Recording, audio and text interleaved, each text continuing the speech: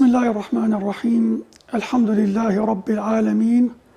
Wa afdalu salati wa atammu taslimi ala Sayyidina Muhammedin wa ala alihi wa sahbihi ajma'in. Falënderimet e plota I takojnë Allahu Gjelle Shanu, krijuesit absolut.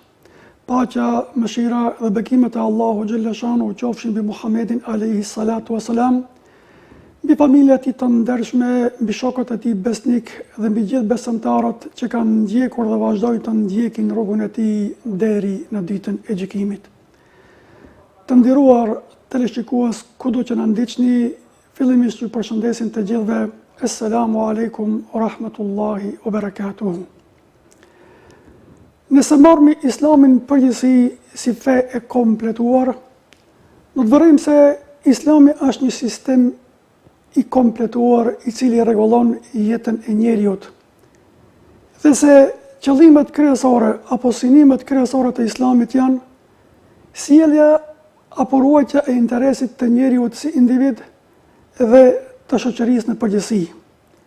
Andaj të gjitha mësimet islame, të bazuara në Kur'anin famulart dhe në sunetin e pejgamberit alayhi salatu wassalam, drejtohen pikërisht në këtë drejtim se si njeriut të mbrojnë interesin e tij të kësaj bote para botës së ahiretit. Jo vetëm si individ, por edhe si familje, edhe si shoqëri. Që do të thotë se Islami, qoftë njeriut si individ, qoftë familjes apo shoqërisë, ja ka mbrojtur interesin e përgjithësi. Andaj ajetet kuranore dhe hadithet e pejgamberit alayhi salatu wassalam qartë flasin në këtë drejtim. Këtu na duhet të parashtrojmë një pyetje. Vallë, cili është synimi I Islamit kundrejt njeriut? Ose thonë ndryshe, çfarë njeriu synon Islamit të përgatitur në këtë botë? Është një pyetje e rëndë, është një pyetje e cila kërkon një çështje më të zgjeruar, çka nuk kupton se duhet të studiojmë mirë Kur'anin famulart, hadithet e pejgamberit alayhi salatu wassalam përpara se vallë Ki Kur'an, ki Islam në përgjithësi, çfarë njeriu synon të përgatitet për këtë jetë. Ne në fillim na duhet për të përgjigjer kësaj pyetje të kuptojmë se kush është njeriu. Vallë, cilët janë komponentët nga I cili është I krijuar njeriu. Do të vërejmë se Islami formohet nga 3 komponente kryesore. Trupi, pamja jashtme, e cila I duket njeriut. Në brendin e tij ekziston edhe elementi shpirt, I cili e mban njeriun të gjallë, dhe komponente e tretë është mendja, me cilën njeriu dallohet nga gjitha krijesat tjera. Andaj, vëllezër dhe motra të nderuara, kur e kemi njeri të tillë, që përbohet nga trupi, aspekti fizik, nga shpirti, aspekti shpirtëror, dhe nga mendja, aspekti intelektual I njeriut, këtu vërejmë se vetëm nëse merrem parasysh këto 3 komponente, këto 3 elemente, mund të kuptohet mirëfilli se kush është njeriu. Dhe nëse kthehemi në burimet islame, në Kur'anin famulart dhe në sunetin e pejgamberit alayhi salatu wassalam, do të vërejmë se pikërisht ato I drejtohen njeriut duke pasur parasysh këto 3 komponente. Duke mos lejuar që asnjëra të dominon ndaj tjetrës. Duke ruajtur një baraspesh mes këtyre 3 komponenteve, të cilat janë mjaft të rëndësishme për formimin ideal të njeriut. Andaj, ne nëse kthehemi prap në burimet islame, do të vërejmë se fjalë e parë e shpallur në Kur'anin famulart është fjala lexo, e cila I drejtohet pikërisht mendjes njeriut. Nga fakti se Allahu I lartë mëdhëruar e ka dalluar njeriun me anë të aftësisë mendore, që është në gjendje të mëson, të kupton, të analizon, të studion, të konkludon dhe të nxjerr përfundime për jetën e tij të kësaj bote. Dhe në fund kupton misionin e tij për cilin është krijuar njeriu në këtë botë. Pra, komponenta e aftësisë intelektuale ose mendore tek njeriu është shumë e rëndësishme dhe vlerën më të madhe që ja ka dhënë kësaj është pikërisht Kur'ani famulart, kur I është drejtuar atij me fjalën lexo. Që do të thotë se njeriu është I obliguar për ta kuptuar qëllimin e krijimit të tij në këtë botë, ai në rënd të parë duhet të lexon, duhet të studion, duhet të ulëmton, duhet të jetë I përgatitur për të kuptuar qëllimin se për çka vallë është krijuar në këtë botë. Mirë po, a mjafton vetëm njeriu të merret me studime dhe volumtime, apo duhet të jep rëndësinë e duhur edhe komponentës shpirtërore të asaj materiale? Vërim, argumentet janë të qarta, hadithet, ajetet janë të qarta në këtë drejtim, ku secilës prej këtyre komponenteve i jep vendin e merituar. Dhe pikërisht për këtë, vëllezër të nderuar, vërim se Islami është përplas i mbushur me ajete kuranore dhe hadithet e pejgamberit alayhis salam, të cilët flasin në këtë drejtim. Realisht, edhe gjitha adhurimet, duke përfshirë faljen e namazit, dhënien e zakatit, agjërimin e Ramazanit, kryerjen e haxhit dhe gjitha obligimet tjera me të cilat njeriu e adhuron Allahun e lartëmadhëruar, do të vërejmë se kanë për qëllim ruajtjen e brezpeshës mes këtyre tri komponenteve: anës shpirtërore, anës fizike dhe anës intelektuale. Kështu që, sa i përket aspektit intelektual, kemi shumë ajete kuranore, ku Allahu i lartëmadhëruar, krahas ajetit të parë të zbritur në Kur'an, ku thot Iqra bismi rabbika alladhi khalaq, lexo me emrin e Zotit tënd që ka krijuar çdo gjë, kemi ajete të shumta ku na ka mësuar se dituria është mbi gjitha. Dituria është ajo e cila njeriu i jep vlerë. Dituria është ajo e cila njeriu i jep peshë, përmes së cilës njeriu e kupton realitetin, përmes së cilës njeriu e kupton qëllimin e krijimit të tij në këtë botë. Me anë të diturisë, njeriu e kupton saktësinë e Kur'anit, vërtetësinë e Kur'anit famëlar. Me anë të diturisë, njeriu kupton se Muhamedi alayhis salatu wasalam nuk ka qenë thjesht njeri, po ai mbi gjitha ka qenë i dërguar nga ana e të Madhit Zot, sepse librin të cilin e ka sjellur në këtë botë, si shpallje nga ana e të Madhit Zot, sot e kësaj dite, pas më shumë se 14 shekujve, akoma nuk ka fuqi që mund të gjenë edhe gabimin më të vogël në ta, dhe që mund të hudh poshtë mësimet të cilat i ngarten Kur'ani famëlar. Kjo vetiu tregon për madhështinë e aspektit intelektual të njeriu, sepse njeriu kur mëson, kur studion, ai shumë lehtë e ka për të kuptuar realitetin. Për këtë Allahu në Kur'anin famëlar thot: "Qul hal yastawi alladhina ya'lamuna wal ladhina la ya'lamun." Thuaj Muhammed, se a mund të barabartë ata që dinë edhe ata që nuk dinë. Ndërsa Muhamedi alayhis salatu wassalam na ka mësuar duke thënë: "Talabul ilmi faridatun ala kulli muslim." Kërkimi i diturisë është farz për çdo besimtar. Çka nuk kupton se aspekti i ngritjes intelektuale është shumë i vlerësuar dhe shumë i çmuar në Kur'anin famëlar dhe sunetin e pejgamberit alayhis salatu wassalam. Kur kalojmë te aspekti shpirtëror, vëllezër të nderuar, kjo është elementi që sot në botën moderne, në plan programet mësimore perëndimore dhe ato vendore që kemi këtu, vërejmë se po thuaj që është i anashkaluar tërësisht aspekti shpirtëror. Nga fakti se të gjitha plan programet mësimore, të cilët studiohen në vend dhe jashtë vendit tonë, në botën perëndimore në përgjithësi, bazohen në filozofinë materialiste, që ato shumë i japin rëndësi aspektit material, ndërsa po thuaj tërësisht e kanë anashkaluar aspektin shpirtëror. Dhe ne duhet të dimë se shpirti është ajo cila njeriu i jep gjallëri. Vetëm me anë të shpirtit njeriu mbetet i gjallë në këtë botë. Edhe pse është një element që nuk duket, por gjurmët e saj tregojnë se njeriu posëdon një energji të mbrëmshme që i janë zhduruar atij nga krijuesi vet, që ai për të mbetur gjallë në këtë botë. Tash, çka duhet t'i bëjmë shpirtit? Këto duhet të bisedohet pak më gjerësisht, sepse edukata shpirtërore është një element shumë i rëndësishëm dhe një dimension shumë i rëndësishëm edukativ i njeriu. Nëse njeriu vdes shpirtërisht në atë aspektin që e anashkalon, e le anën shpirtin, nuk kujdeset për ta ushqyer me gjërat që ushqehet shpirti, atëherë ai do të kujdeset vetëm për aspektin material, duke lënë anësh komplet aspektin shpirtëror, dhe këtu njeriu do të zhgënjëhet. Këtu njeriu do të ngarkohet me çështje të rënda në këtë jetë dhe nuk mund t'ju përballon sfidave dhe vështirësive të jetës. Për këtë, vërejmë se Islami i ka kushtuar një kujdes të veçantë edukatës shpirtërore. Me çka mund të arrihet kjo? Kjo mund të arrihet me anë të besimit të paluhatër në fuqinë absolute të Allahu xhaleshanu. Duke e ditë se nuk ka gjë që mund të ndodhë në këtë botë pa caktimin e të Madhit Zot. Duke e ditë se në këtë botë çdo gjë është në duart e Allahut. Njeriu i mbetet që ai të lëviz, që ai të vepron, që ai të kryen obligimet e veta që i ka në këtë botë.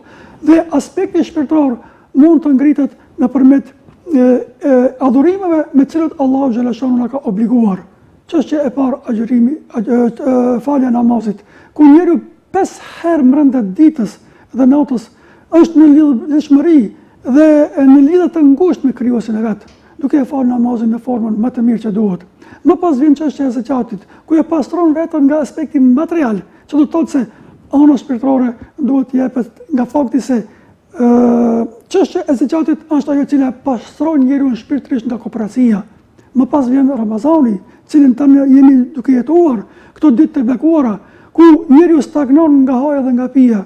Jo që ai të hek vetëm dorë nga haja dhe nga pija, po qëllimi i Ramazanit dhe agjërimit është që njeriu të ngritet shpirtërisht, të arrin gradën e devotshmërisë, që njeriu të bëhet një person i cili është i përgatitur në atë mënyrë që ai thjesht shpirtërisht qetë i fuqishëm, qetë i lidhur me krijuesin e vet, qetë i lidhur me Zotin e tij dhe faktikisht ai të dinë se çdo gjë që vjen nga ana e të Madhit Zot. Kur njeriu agjeron, kur njeriu shkon haxh, kur njeriu jep sadak, kur njeriu bëhet human, kur njeriu u ndihmon të tjerëve dhe kur bën pastrimin e tij shpirtëror, nëpërmjet istikfarit, kërkim faljes, nëpërmjet lutjeve të ndryshme, ku i drejtohet krijuesit të tij, në këtë botë faktikisht ai fuqizohet në aspektin shpirtëror dhe shpirti atij i jep energji. Dhe tani më kalojmë te elementi tjetër që është trup, elementi material, fizik, këtë trup të cilin ne e shohmi. Varrim se Islami edhe kësaj i ka kushtuar kujdes të veçantë, duke e obliguar njeriu që ai të kujdeset për trupin e tij, me ushqim halal, me ushqim të mirë, me ushqim të shëndetshëm, dhe thjesht ka kërkuar prej tij ta mbrojnë trupin e tij, duke e pastruar ata, duke e larë trupin e tij, duke u veshur, duke i evituar gjitha rreziqet e ndryshme të cilat mund të vinë atij nga gjata apo nga majta dhe në gjitha aspektet, dhe thjesht çdo person obligohet të kujdeset për trupin e tij. Dhe për këtë, pikërisht kur është Ramazani, Muhamedi alayhi salam ka thënë: "Sumu tasihhu", agjëroni nëse dëshironi të jeni të shëndosh. Pra agjërimi është krahas atij që e jep mbështetjen shpirtërore të njeriu, atij i sjell edhe aspektin material, edhe aspektin fizik, edhe aspektin shëndetësor. Shihni vëllezër, pra, kemi një islam i cili faktikisht synon që ta përgatit njeriu në gjitha këto 3 komponente: komponenti intelektual, komponenti shpirtëror, komponenti fizik. Mirë, për këtu tash ngërthen edhe elemente tjera, komponenti edukativ dhe moral i njeriu. Patjetër njeriu të edukohet në aspektin moral, patjetër njeriu të ngritet në aspektin moral dhe etik, çka nuk kupton se Kurani famulart dhe Suneti i pejgamberit sallam është i mbushur për plot me ajete dhe hadithe të cilat flasin për këtë element shumë të rëndësishëm, se besimtari i cili ka shpirt të shëndosh, ka mendje të shëndosh, ka trup të shëndosh, ai duhet të ketë edhe sjellje të shëndosh, duhet të ketë edhe moral të shëndosh. Jo rastësisht Muhamedi alayhi salatu wasalam thot në një hadith: gjëja më e rëndë që peshon në kanarin e Allahut në ditën e gjykimit është pikërisht morali i mirë. Dhe njerëzit më afër Muhamedit alayhi salatu wasalam nesër në xhenet do të jenë pikërisht ata të cilat kanë moral të mirë. Andaj këtu tash vjen në shprehje komponenta e edukatës morale.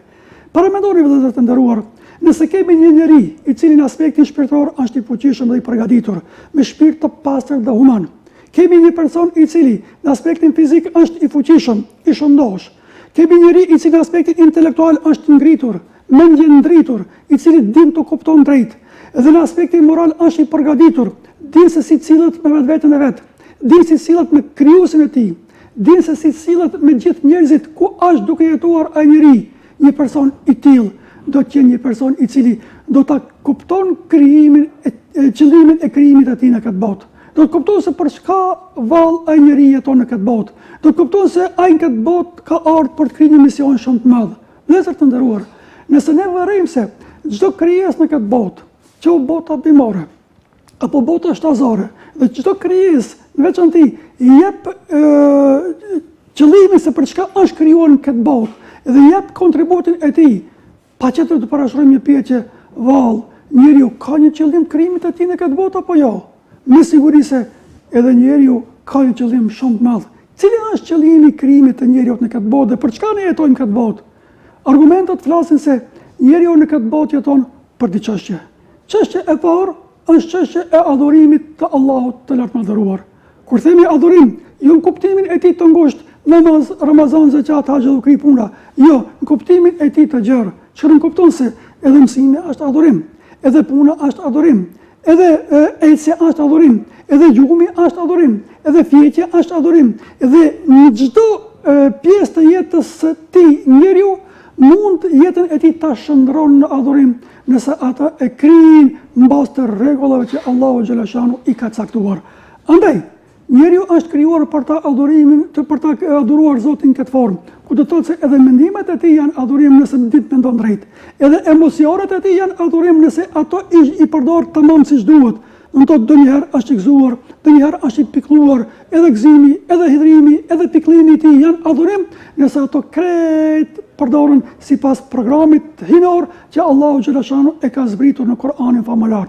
Dhe qëllimi i ditë për cilin është krijuar njeriu në këtë botë është që ta hecë botën, të bëj jetës progres në këtë botë, ta zhvillon jetën në këtë botë, të jap kontributin e tij, sepse e tërë bota është krijuar për njeriu, ndërsa njeriu është krijuar për ta njohur Zotin krijuesin e tij dhe për të vepruar sipas programit të cilin Allahu e ka zbritur për të mirën e njeriu. Ky person në terminologjinë islame njihet me emrin el-insan es-salih, el-insan es-salih, njeri i vjeshëm, njeri i edukuar, njeri i përgatitur, njeri i cili mund të përballojë sfidave, njeri i cili do të bartë mision, njeri i cili do të krijë punë në këtë botë, është i përgatitur dhe posedon gjitha komponentat për të kryer mision për cilin është krijuar në këtë botë. Dhe kjo vëllezër në fund na sjell në atë se Kur'ani famullar gjithmonë kur flet elladhina amanu wa amilu salihat, ata që besojnë dhe bëjnë vepra të mira. Pra njeriu është krijuar në këtë botë për të besuar dhe për të bërë vepra të mira. A vepra e mirë është çdo gjë që është e dobishme për njeriu, për veten e tij, për familjen e tij, për të tjerët dhe thjesht ka një qëllim ku krejt këto vepra të mira i ban për hir të Allahut xhalla shanuhu wa xhalla jalaluhu. Ne e lutim të madhin Zot që Allahu na jap fuqi, që të kuptojmë Islamin realisht siç është Islami, duke u bazuar në Kur'anin famullar dhe Sunetin e shëndoshtë pejgamberit alayhis salatu wassalam. Kuptojmë qëllimin për çka jemi krijuar në këtë botë, të krijojmë misionin në formën më të mirë dhe në këtë mënyrë të arrijmë kënaqësinë e Allahut. Po që sa arrijmë kënaqësinë e Allahut, ta dimë se e kemi arritur objektivin më të madh që njeriu duhet ta vendon në sirin e tij. Elusim Allahun e lartëmadhëruar këtë muaj të bekuar të Ramazanit të gjithëve të na falë nga mëkatet tona. Në i falë lëshimet të cilët i kemi në jetën tonë dhe ta shton dashurim mes neve, ta shton unitetin mes neve, të forcon raportet në drejtim me Zotin dhe me gjithë ata të cilët bashkëjetojmë në këtë botë. Kjo është jeta jote të cilat duhet ta krijojmë. Në këtë formë duhet të bëjmë përpjekje të ta kalojmë si është më mirë, me shpresë që Allahu në këtë botë na jep lumturi dhe në ahiret na shpërblen me shpërbimet e tij më të mëdha. Dhe në fund ju përshëndes të gjithëve. Wassalamu alaikum wa rahmatullahi wa barakatuh.